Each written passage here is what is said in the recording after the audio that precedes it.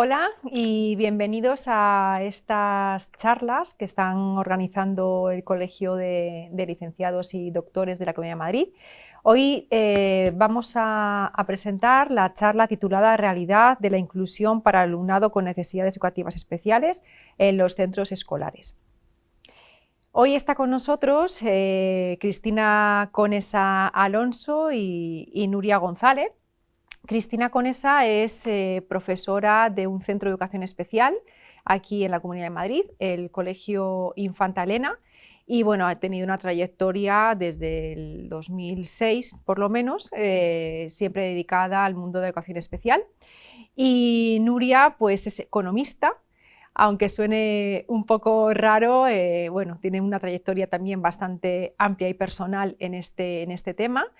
Y bueno, es presidenta, no trabajas en la asociación Trastea y otra asociación que me habías comentado. Empower Parents, soy cofundadora de la asociación Empower Parents, que trabaja por la inclusión cultural en asociación con museos de la Comunidad de Madrid. Tenemos convenio con varios museos de la Comunidad de Madrid y también con el Museo Arqueológico de Alicante, o sea, ya estamos saliendo también de la comunidad para facilitar el acceso a la cultura a las personas con necesidades específicas de apoyo educativo, en este caso centrados en el autismo, pero en todo caso sirve para cualquier necesidad de apoyo educativo. Estupendo. Nos vamos a centrar en los alumnos con necesidades educativas especiales, que son aquellos que tienen necesidades derivadas de discapacidad física, sensorial, intelectual o también de trastornos graves de la conducta. O sea, ese va a ser nuestro enfoque, ¿no?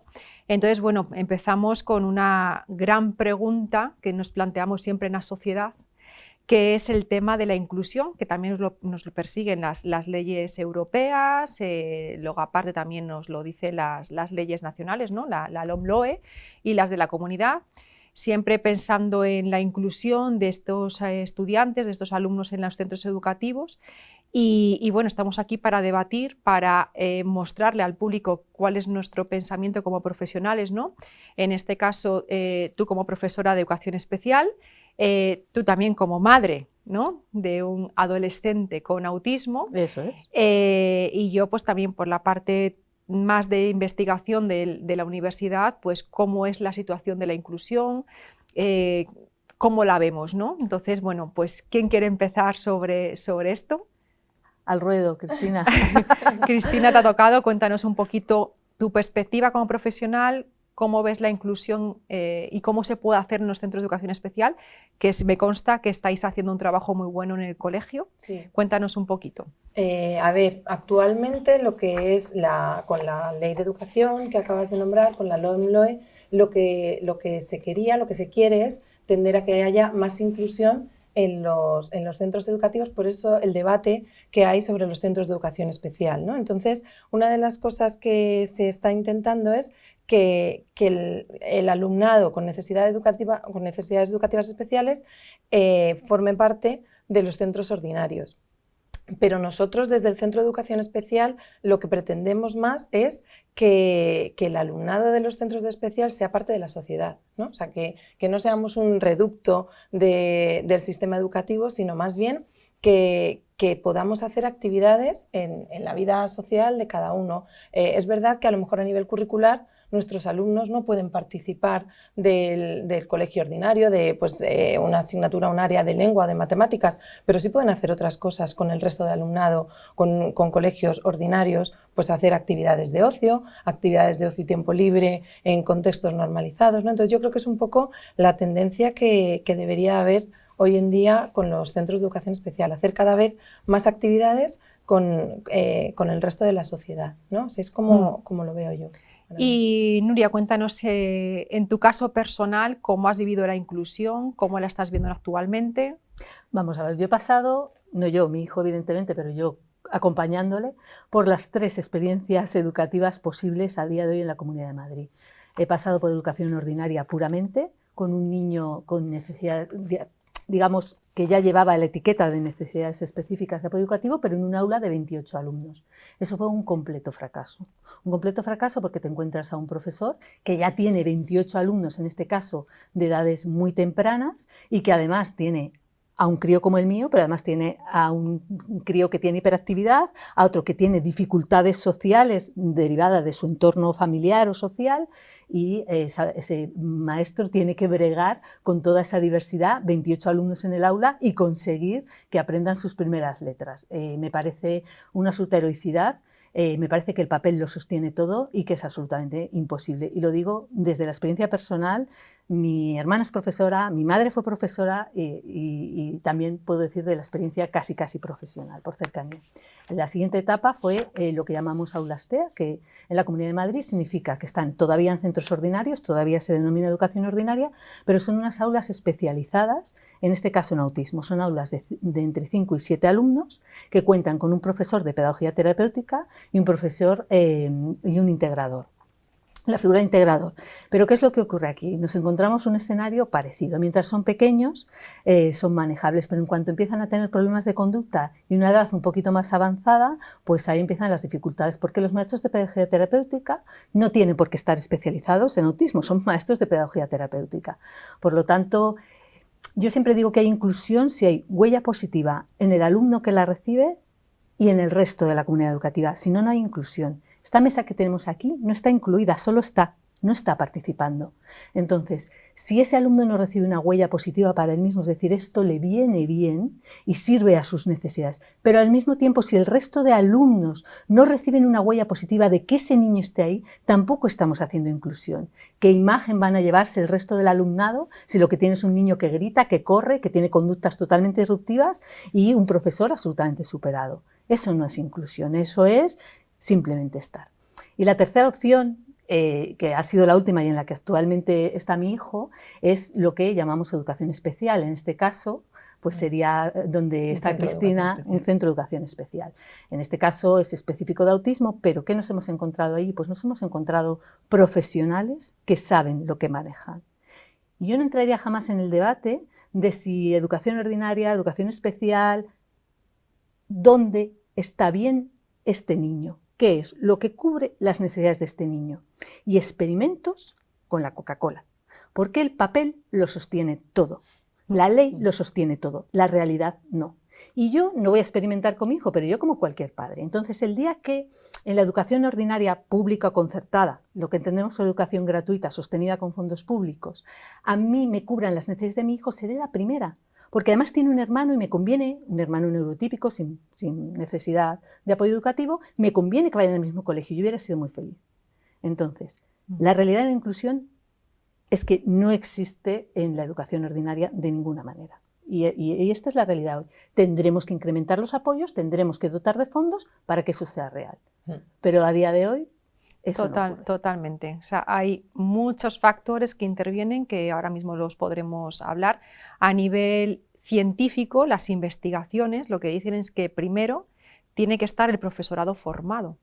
¿En qué competencias? Primero, en la competencia de actitudes, o sea, que tenga actitud positiva ante la diversidad de sus aulas. Eso va relacionado con la vocación, que es lo que hablábamos antes, ¿no? El por qué estás tantos años en educación especial pudiendo estar en un cole ordinario con niños neurotípicos, sacándote a tus 2 niños con dificultades de aprendizaje, algo más sencillo, pues por vocación. Otras competencias, competencia en conocimientos, conocer las necesidades que tiene ese estudiante, ¿no? Y otra es conocimientos, esa competencia en habilidades, en metodología, en poder adaptarte a esa metodología, el hacer todo lo posible para que estos alumnos estén incluidos dentro del aula, ¿no? Que decías de que la mesa está incluida, no está incluida. El centro educativo tiene que ser incluyente, ¿no? Esto lo digo en palabras de Miguel Ángel Valero, que se dedica a trabajar sobre temas de tecnología educativa para hacer más accesibles los recursos para las personas con algún tipo de discapacidad, ¿no? Entonces, ¿quién mejor que diga este tipo de, ¿no? de qué necesidades, qué cosas necesitamos para que haya inclusión?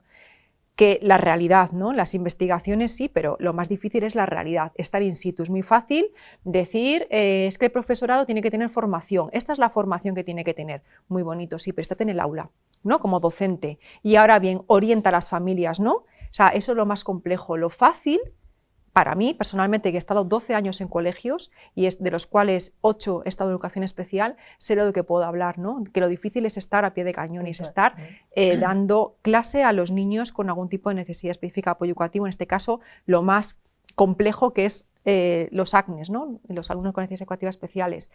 Esos son los factores importantes. Hay más, bajada Sí, de ratios. efectivamente. O sea, yo creo que una de las cosas fundamentales para llevar una buena inclusión en los centros ordinarios es la bajada de ratios. No es lo mismo trabajar con 25 alumnos y tener 2 alumnos de necesidades y otros 2 con necesidad específica de apoyo educativo y luego otro que llega a mitad de curso. O sea, es que son muy, muy heterogéneos. Entonces necesitas bajar ratios y tener personas formadas y tener los recursos personales necesarios en los centros. Esto no vale con decir, bueno, venga, todo es ordinario y aquí vamos a meter a todos los niños en el mismo aula con un solo profesor. No, necesitas aumentar el número de profesionales en el aula y bajar el número de niños. A mí, de verdad, esto de que bajen las horas lectivas, pues oye, pues si te bajan las horas lectivas, muy bien, pero creo que no es lo necesario. Lo necesario hoy en día es que baje la ratio, que tú puedas tener a 15 niños y a esos 15 niños, fijaros, ni siquiera digo 10, digo 15 niños y con esos 15 niños tienes 3 o 4 de necesidades y puedes trabajar y además otro compañero tuyo dentro del aula que mientras tú estás trabajando con los que puedes estar trabajando X cosas, haya otra persona para que los niños que se han quedado descolgados no se descuelguen y que no se tiren una hora, una sesión entera sin saber qué hacer. Entonces, para mí es fundamental el tema de los recursos, que muchas veces miramos hacia otros países, ¿no? Europeos, o porque es que aquí no lo hacemos tan bien como otros. Bueno, hay que mirar el número de recursos que hay en otros países. Y dices, y que hay dos profesores por aula, no 1, 2.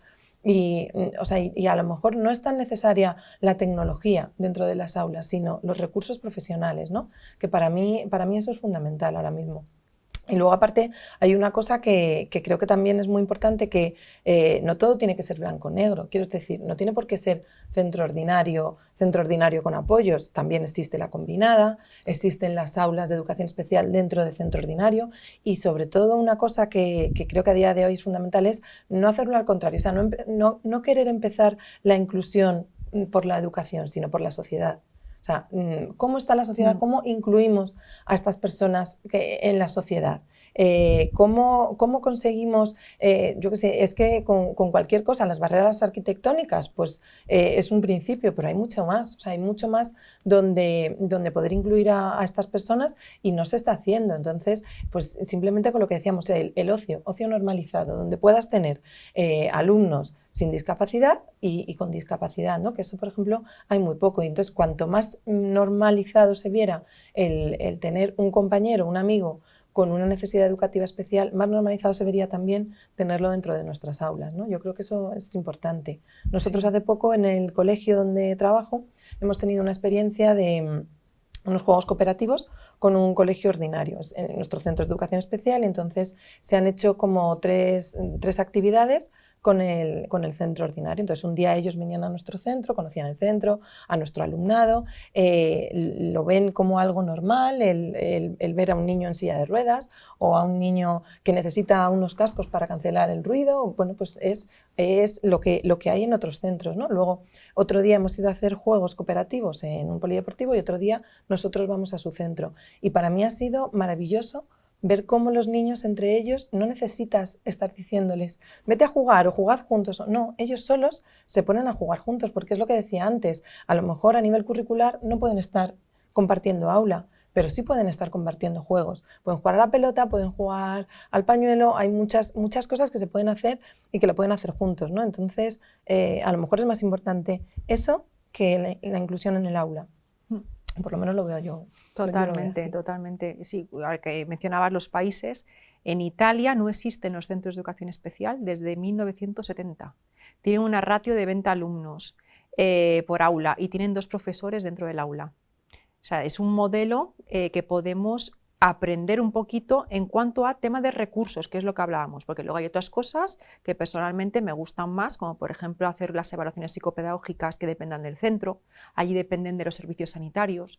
Entonces, bueno, hay cosillas que es verdad que tenemos un amplio abanico de diferentes países que podemos ver, pero realmente lo que hace falta es concienciación sensibilización también de la sociedad y de los niños. O sea, no sé si sabéis, bueno, seguro que ya lo sabéis, sobre todo tú, Carrefour.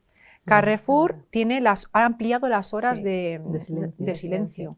Yo voy a comprar en esas horas, a mí me encanta. Estamos haciendo ya como dice la LOMLOE, un diseño universal de aprendizaje, ¿no? Universalizar el aprendizaje. Estamos dotando ya de un espacio que lo han hecho exclusivo para personas con autismo, que es bajar las horas, ¿no? Es a bajar el ruido, pero también beneficia a las personas que venimos a lo mejor con una migraña, ¿no? Al niño que está durmiendo, al bebé, beneficia a todos. O sea, no solamente hay que pensar en las necesidades particulares, que también obviamente, pero que beneficie, es decir, pensar en todas las necesidades de todas las personas. Y en ese caso, por ejemplo, mi hija una vez vino conmigo y vio a un niño que estaba gritando y con los dedos así puestos, tal. Yo estaba, como para mí ha sido algo normal ver a estos niños, mi hija no es normal.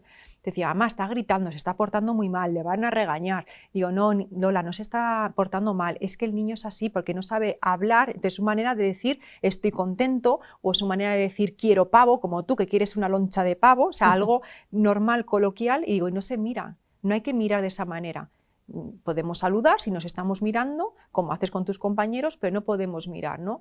Eso es fácil a lo mejor transmitirlo a una niña que está aprendiendo, pero ya un adulto que estás viendo cómo señala a ese niño, la madre que le está pasando fatal porque está gritando y puede estar molestando, que la madre se le veía con cara de angustia en ese momento, el niño tirando el pan al suelo, pero la gente en vez de pasar y comprar, no, se quedaban quietos, fue el de seguridad, que es como no puedo creer, pero si estamos en las horas específicas, ¿no? Para... Es la conciencia social, ahí lo que realmente es el ver la diferencia, ¿no? como algo normal, como que cada uno somos diferentes, pero claro, cuantas más actividades del tipo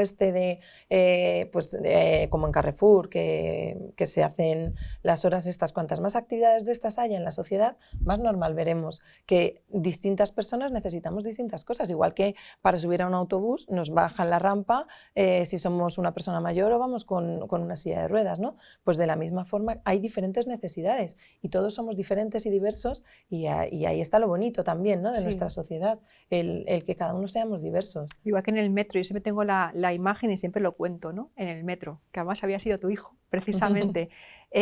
Cuando yo iba a trabajar al cole, y cogía el metro y siempre coincidía en el mismo vagón con tu hijo y siempre estaba escuchando pues cómo hablaba en ese momento. Claro, pues en ese momento escuchabas cosas, fíjate, y no le dicen nada, está molestando, que yo al principio me callaba, decía, ¿cómo voy a decirle? Yo no sé quién para decirle, oye, que sepas que... No, pues yo directamente me acercaba donde él, donde tu hijo, y bueno, era como, ¿qué tal? ¿Dónde vas? Venga, cuéntame un poco, intentar hablar un poquito, pero es el vagón entero, ¿no? El vagón entero que va al... Pues hay que ser un poco más, pues eso, esa concienciación que necesita la sociedad, no solamente en los centros educativos, sino como padres a nuestros hijos, eso para empezar, y luego alrededor, ¿no? Ahora mismo que viene el Día Mundial de la Concienciación del Autismo, que hay gente que pregunta, ¿por qué está el edificio con luces azules? ¿No? Pues esas campañas de sensibilización, y bueno, estamos centrados en el autismo porque a lo mejor tenemos más trayectoria, ¿no? Con nosotras tres con estos niños. Cuéntanos también un poco, Nuria, qué sensación has tenido a lo mejor como madre en ciertas situaciones. Yo sé que a ti a lo mejor lo has vivido de otra manera, en plan de me da igual, sí, es cierto. Pero cuéntanos un poco, ¿no? Tú como madre o tu marido, tu hijo, ante estas situaciones que has podido... Yo creo que deberíamos retirar el juicio en general sobre los demás, porque no sabemos, pues aquello que se dice, ¿no? La mochila que llevan, ¿no? Les vemos en un momento estático y no sabemos lo que ha pasado antes en sus vidas, ni por supuesto lo que va a pasar después, no lo saben ni ellos. Y deberíamos en general retirar esa mirada de juicio sobre los demás. Yo creo que una persona que tiene un peso enorme, porque, bueno, podríamos hablar de unicornios y demás, pero no es verdad. El autismo en este caso, o tener un niño con discapacidad que no cumple tus sueños, tus expectativas, es un duelo. Todos cuando imaginamos al hijo que tendremos, cuando nos dicen que estás embarazada, que vas a ser madre o padre, pues En nuestro imaginario construimos a un hijo. Y puedes construirlo rubio, moreno, economista, abogado, que estudie, que le guste el fútbol, lo que sea, pero nadie construye un niño con una discapacidad. Eso no entra dentro de los sueños ni de las expectativas que manejamos. Por lo tanto, cuando eso llega, hay que pasar un periodo de duelo. Esa persona lleva un enorme peso encima que tiene que manejar. Tiene que manejar su propio peso. No echemos una mirada que añada más peso a esa mochila. Por lo tanto, cuando veamos a alguien que tiene una conducta extraña, no le juzguemos, no sabemos qué lleva encima de él y no añadamos más peso. Si la cosa se pone muy complicada, mi consejo siempre es, con educación, con cariño, puedo ayudarte, necesitas algo. Si te dice que no, simplemente te retiras. Y si te dice que sí, y es algo sencillo, ayudamos.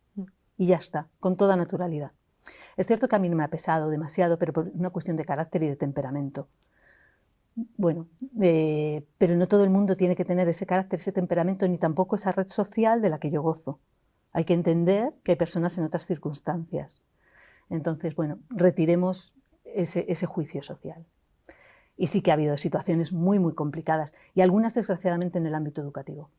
Sí. Y eso sí que es lo más triste, ¿no? Y eso estamos hablando de formación, ¿no? Cuando te dicen, tu hijo no debería estar aquí, no vale, no sirve, no podemos atenderle. Ya, pero es que esto es un colegio público que también costeo yo con mis impuestos y por lo tanto no podéis elegir alumnado. Tenéis que tener el alumnado que tenéis que tener y buscar los recursos necesarios para atenderle. Pero yo también manejo una mirada de empatía sobre esa persona que está sobrepasada. Bueno, pues colaboremos juntos para pedir a las autoridades educativas que de verdad cumplan con lo que dicen. Cuando a mí me dicen, ¿qué le pedirías? Yo solo pido que se cumpla la ley. No pido nada más, no pido ni que pongan una coma más. Con que se cumpliera la ley me conformaría. Entonces, cuando esto se da en el ámbito educativo es particularmente doloroso. Esa es la parte que a mí más daño me ha hecho personalmente, cuando este tipo de actitudes se han dado en los centros educativos. La verdad. Es complicado. Yo estuve en un centro preferente de autismo y me acuerdo cuando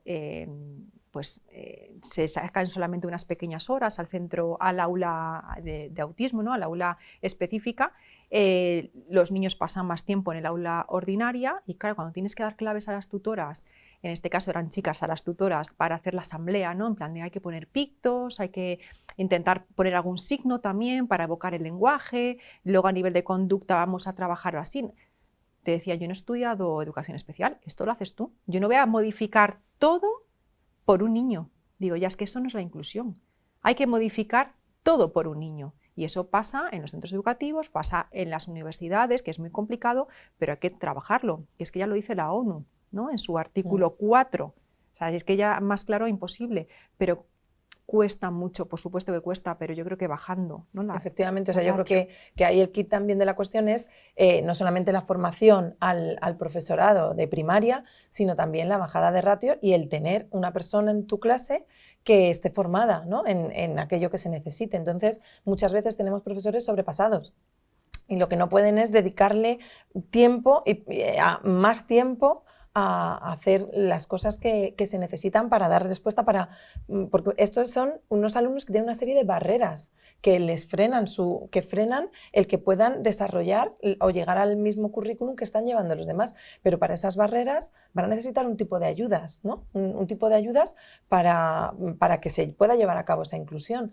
Y claro, si no les estamos dando los tiempos, los medios o los recursos necesarios a esos profesionales, tampoco pueden llevar a cabo su trabajo como a ellos les gustaría, ¿no? Que muchas veces hay profesionales estupendos que están intentando hacer de todo y se sienten sobrepasados. Entonces, yo creo que también un poco es eso, que hay que darles formación, hay que darles tiempos, espacios para hacer lo que tienen que hacer y bajada de ratios. Para mí eso es fundamental y sobre todo la mirada crítica que estábamos diciendo, pues al otro lado también, ¿no? O sea, el decir, no vamos a juzgar tampoco a los profesionales que están haciendo todo lo que pueden, porque muchas veces ellos se sienten sobrepasados. Y entonces estás ahí como... Y no es que unos tengan más razón o lo tengan los otros, sino que no les estamos dando las herramientas que ellos necesitan. Y para mí eso es clave y eso es parte de lo que deberíamos tender como sociedad, ¿no? Total. A llevar a cabo. Pues lo mismo pasa con las menciones. O sea, antes cuando estudiábamos teníamos 3 años, ¿no? 3 años de diplomatura, que eran pues, la diplomatura de pedagogía terapéutica, diplomatura de dicción y lenguaje. Ahora son menciones, que en España son de 30 a 60 créditos. Es decir, que un especialista en PT o en AL con 5 asignaturas ya sería especialista. Eso no es suficiente. O sea, necesitamos más contenidos curriculares, más contenidos en actitudes, que es lo fundamental, el mostrar, ¿no? Lo que hago yo, por ejemplo, en mis asignaturas, cuando me dicen, no, es que pones actividades que no tienen nada que ver con el libro. Digo, claro, te pongo actividades, que me grabes un vídeo signando cosas básicas para saber qué es eso del sistema aumentativo de comunicación, que me grabes material Teach, que hagas tú tus materiales en casa, que me lo grabes y lo expliques. Aunque sean específicos para niños con autismo, van a servir también muy bien para otro tipo de niños, para trabajar la atención, para trabajar el control manual en niños con discapacidad motórica, cosas que es el día a día, de cuando llegues a un aula, cuando dices, no, yo cuando llego a un aula, ¿qué hago? Es que cojo el libro. Es nuestro día a día.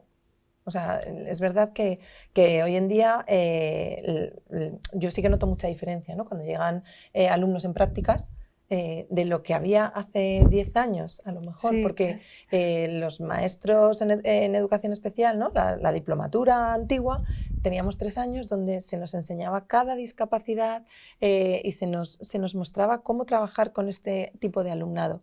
Hoy en día esto es general.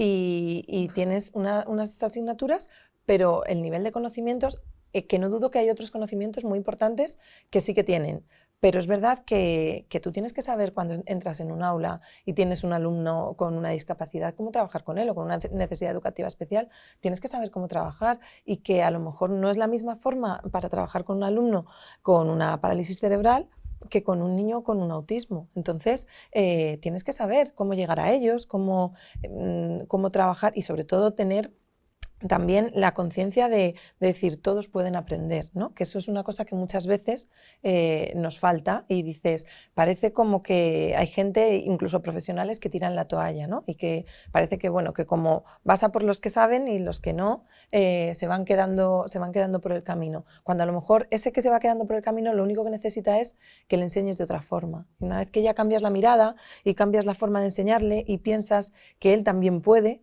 pues a lo mejor es cuando él va despegando a su nivel, a su ritmo, porque todos tenemos nuestros ritmos de aprendizaje, pero muchas veces es saber también cómo llegar a ellos. Y eso es parte de lo que estamos hablando, un poco de la formación, ¿no? Totalmente. También. Y ahora que hablas de la forma de enseñar, también nos podrías contar, porque es que no conozco a nadie que se haya formado en metodología Montessori y que lo pueda aplicar a educación especial, en o sea, a centros de educación especial, ¿no? A estos alumnos, a los alumnos con necesidades educativas especiales. Cuéntanos un poquito también esa parte de cómo trabajar y darnos una pequeña masterclass y algo básico, ¿no? En plan de pues, los materiales, cómo se puede trabajar, porque la verdad que a mí sí me lo has contado. Y se presta un montón, Sí. Me parece súper atractivo. Sí me lo has contado, pero no, una pequeña, saber un poquito, pues que sepamos que esa metodología también es útil. De hecho, Montessori empezó en educación especial. Es que me parece que encaja perfectamente. Es verdad que hay una parte que cuesta adaptar al alumnado con necesidades educativas especiales, porque, entre otras cosas, la metodología Montessori tienes la profesora, que en Montessori se llama guía, presenta un trabajo, ¿no? El trabajo que sea, y necesitas que ese alumno esté prestando atención. Pues muchas veces nuestros alumnos precisamente lo que tienen es un déficit de atención. Pero bueno, eso al final parte de adaptar la forma de presentar, de hacer las presentaciones, ¿no? A mí Montessori me parece una pedagogía increíble para los niños con discapacidad. Lo primero de todo porque es muy sensorial y porque parte siempre de lo concreto, ¿no? O sea, tú estás trabajando los números y partes siempre al principio pues de las barras de color o partes de perlas que vas contando de una en una, partes de todo un material muy manipulativo, pero no solo eso. O sea, para mí lo importante de Montessori no es solo el material, que es espectacular, sino sobre todo la mirada al niño. O sea, la forma que tiene la pedagogía Montessori de mirar al niño, de seguirle, de observar. O sea, para uno de los pilares fundamentales de Montessori es la observación al niño. Y dices, pues no estás haciendo nada. Sí, estoy observando qué necesita, en qué periodo está, en qué periodo sensible está, porque bueno, en Montessori hay unos periodos sensibles. Entonces, ¿en qué periodo sensible? ¿Qué es lo que necesita? ¿Necesita jugar con agua? ¿Necesita jugar con arena? ¿Necesita? Pues entonces a lo mejor es que estamos en un periodo sensible determinado que necesita la estimulación sensorial, o está en un periodo del lenguaje, pues entonces si está en un periodo sensible del lenguaje, vamos a darle lenguaje, vamos a trabajar con él las letras de lija, o sea, todo eso para mí es lo fundamental, ¿no? El observar, el seguir al niño, ¿no? Que es lo que decía Montessori, sigue al niño y a partir de ese niño que tú tienes enfrente desarrollas todo lo demás, ¿no? Todo el currículum. Pero nosotros lo hacemos al contrario muchas veces, que es tengo un currículum y tengo que meter a este niño en este currículum. Y no, o sea, yo creo que tiene que ser al contrario. Tengo a este niño con estas necesidades, está en este momento de su desarrollo, ¿cómo puedo yo ayudarle para que consiga todo lo que quiero que consiga, ¿no? O todo lo que en esta sociedad se demanda? Y luego, hablando un poco de Montessori también, una de las cosas que tiene la pedagogía Montessori es que siempre hay dos personas en el aula. Está la guía y la coguía normalmente, o la asistente. Entonces, claro, es lo que decíamos antes, es mucho más fácil que si la guía está dando una presentación, las presentaciones generalmente son individuales o en pequeño grupo. Si está dando una presentación de los números, las unidades, decenas y centenas, está con un niño o con 2 o 3 niños, pero los otros 20 niños no están aburridos, no están en un rincón, no están mirando al techo, están trabajando y la asistente está viendo que cada niño tenga su trabajo. Entonces, para mí eso también es muy, muy importante y es algo que podríamos nosotros implementar en nuestras aulas, sería fundamental. Es complicado, ¿no? Es complicado. Lo que decimos siempre, la formación es la base, ¿no? No podemos entrar en un aula y empezar la casa por el tejado. Ahora que decías lo de los números con lija, toda la parte de sensitiva, claro, eso se trabaja mucho en educación especial, ¿no? O sea, tú recuerdas toda esa parte también cuando era más pequeño, si te demandaba, ¿no? Demandar, no, sino... Y lo sigue demandando. En tu caso, él tiene el sistema sensorial, digamos, trastornado. Entonces, lo primero que trabajamos es un perfil sensorial. Entonces, descubrimos en cuáles de sus sentidos era hiposensorial o hipersensorial. ¿Para qué se trabaja esto? Pues para manejar el mayor confort del niño. Cuando un niño está confortable, está tranquilo, no se siente hostigado, es mucho más capaz de aprender. Yo siempre digo que tenemos que aprender muchísimo de la educación especial. Y yo soy pro inclusión la primera, y mi hijo está en educación especial, porque es ahí donde lo están haciendo bien, y punto. Y no entro en más debates. Aunque ideológicamente, si a mí me preguntaran, inclusión, inclusión, inclusión en centro ordinario. Pero la realidad es que donde está allí es donde está bien. Y tenemos que aprender muchísimo a esos profesionales. Yo tengo un hijo que va a educación especial y otro hijo que no tiene ninguna dificultad y además es buen estudiante y va a educación ordinaria en un cole absolutamente normal, entre comillas, ¿no?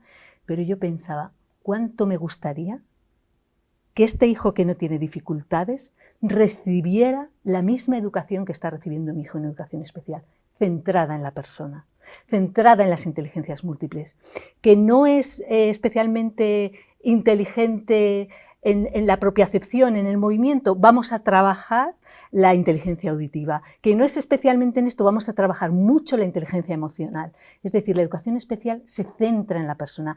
¿Qué necesita esta persona?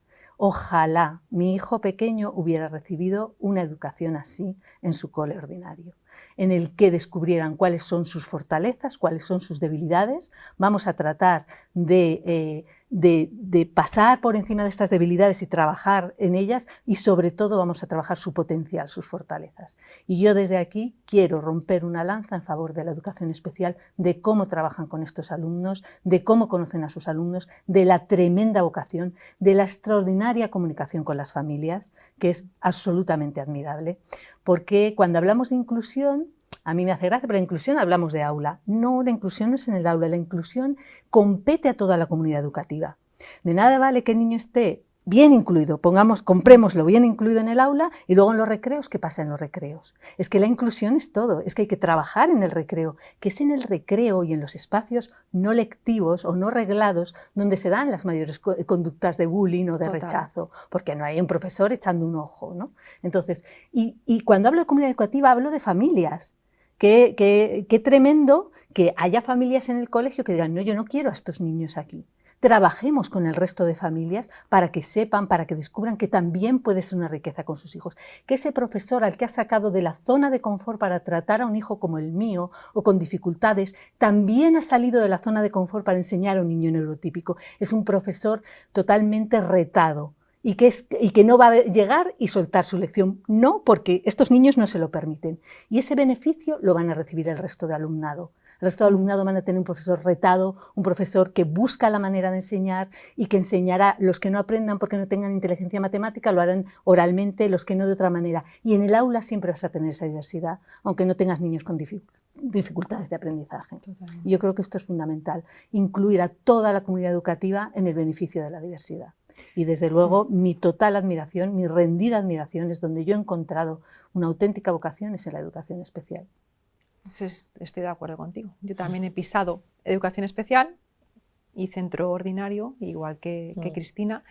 Y bueno, estaríamos aquí debatiendo muchísimo sobre este tema porque sé que estáis muy volcadas, a la vista ha estado, muy sensibilizadas y con mucha vocación. En este caso eres economista, pero tienes ahí... Tengo alma de otra cosa, solo para pagar la factura. Totalmente, pero te va a venir... Bueno, pero has creado la asociación, también es miembro, ¿no?, de Trastea y eso va a beneficiar muy bien a las familias. Ojalá. Y por nuestra parte nada más, damos por finalizada pues esta conferencia, esta pequeña charla que hemos tenido. Y muchas gracias, espero que os haya gustado y nos vemos en la siguiente. Gracias.